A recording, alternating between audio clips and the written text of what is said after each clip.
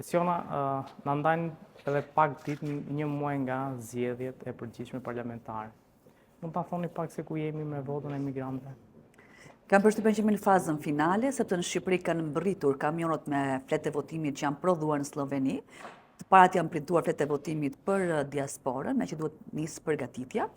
Janë vendosur në Parkun Olimpik Feti Borova në Tiranë, ku nga mërkura do të nisë paketimi i zarfeve për të shpërndarë në diasporë me datës 15 dhe 17 prill.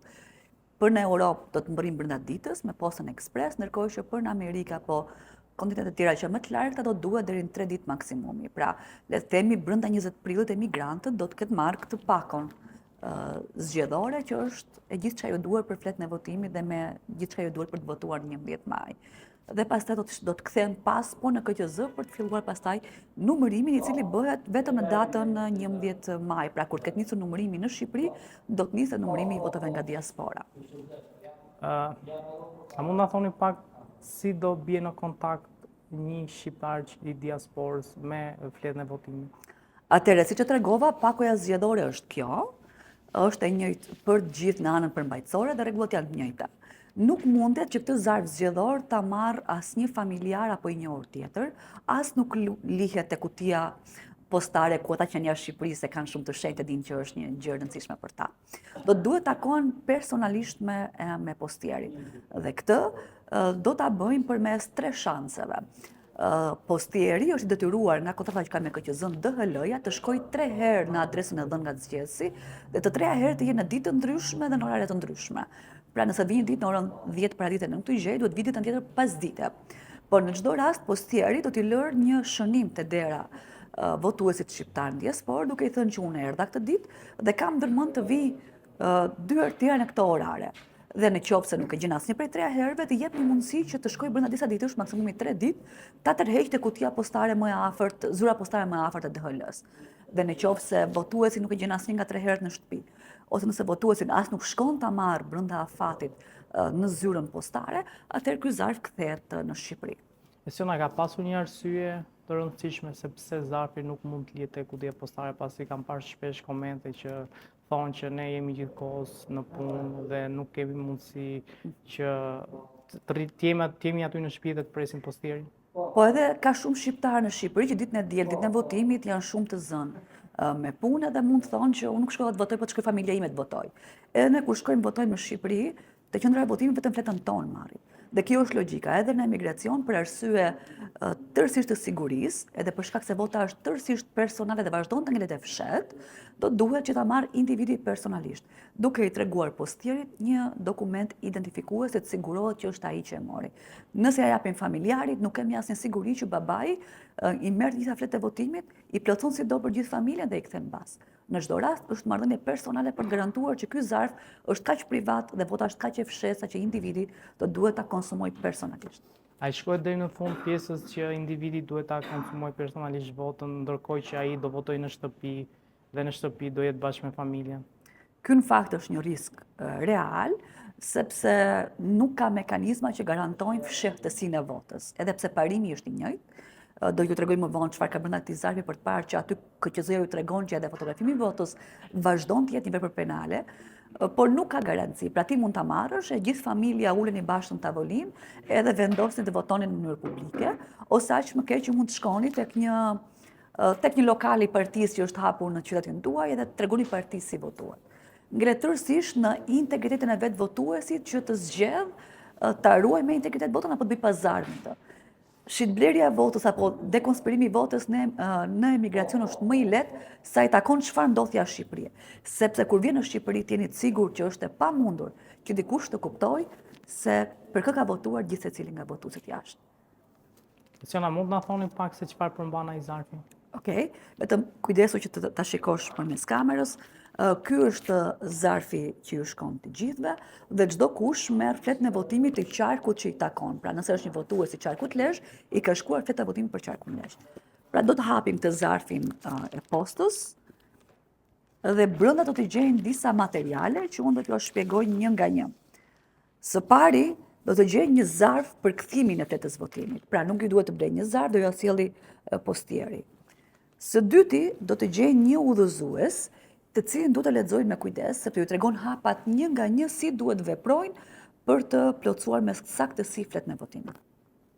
Së treti, do të gjejnë një numerator, do t'ja tregoj në fund sepse numeratori është i rëndësishëm. Ky numerator përmban sipas shteteve kontaktet e DHL-s, pra postës së zgjedhur në KQZ-ja për këtë shërbim, në mënyrë që të bëhet kthimi i fletës votimit, por për këtë do ju flas pak më vonë. Do të gjejnë zarfin B.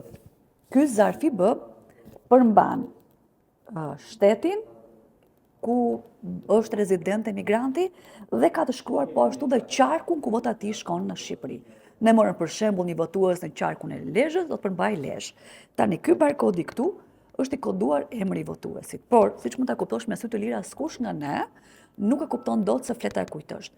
Këtë e sheh vetëm KQZ-ja kur i vjen këtu, por dhe kupton se vota kujt erdhi në Shqipëri, por nuk e sheh askush nga numëruesit. Në tavolinë votimi një numërues si unë dhe si ti nuk kupton fletën e kujt ka këtu. Brenda në zarfin B është zarfi A, që është një zarf shumë i rëndësishëm. Ky zarf është, po themi, anonim, nuk ka asnjë të dhënë të zgjedhësit, është për gjithë një lloj, për çdo qark, për çdo shtet ku të jenë. Dhe brenda në zarfin A është pastaj fleta e votimit, e cila ka një vul që tregon që është dërguar nga KQZ-ja dhe është prodhuar kështu e palosur për të qenë, po themi, për të mos u dëmtuar. Duhet që zgjedhësi të votoj, ose një parti, ose një kandidat, ose një parti dhe një kandidat brenda një të shtyllë, pra s'duhet dal nga shtylla. E zëm se e kryem të proces, që sugjerohet në këtë udhëzuesin, sugjerohet që nëse e merrni zarfin, duhet ta kryeni këtë jo më vonë se 3 ditë, në mënyrë që ta dërgoni në Shqipëri në kohë, sepse çdo zarf që vjen në 11 maj pas orës 19 në Shqipëri nuk numërohet, por e kryen, e palosën fletën e votimit, duhet ta vendosim me kujdes në zarfin A. Kujdes në zarfin A nuk duhet futur asgjë vetë fletës votimit. Duhet hequr ngjitsi këtu dhe duhet mbyllur me shumë kujdes që të jetë mbyllur pra askush mos e hap. Këtë zarfin A, po vetëm këtë ama, pa asgjë tjetër dhe pa bërë asnjë shënim. Ka shënim KQZ-ja, mos shënoni asgjë.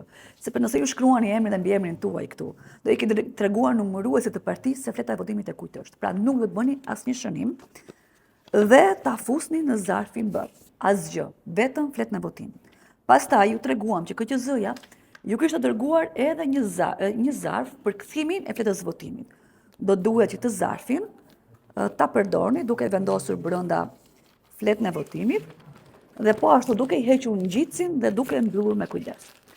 Zarfi do ketë shënuar vetë këtu adresën e KQZ-s, kështu që nuk ju duhet të bëni asgjë tjetër. Pra, mbylleni zarfin me kujdes, ngjiteni dhe pastaj si të takojmë korrierin sërish, të plotësuam do ikin punë nuk kam orare.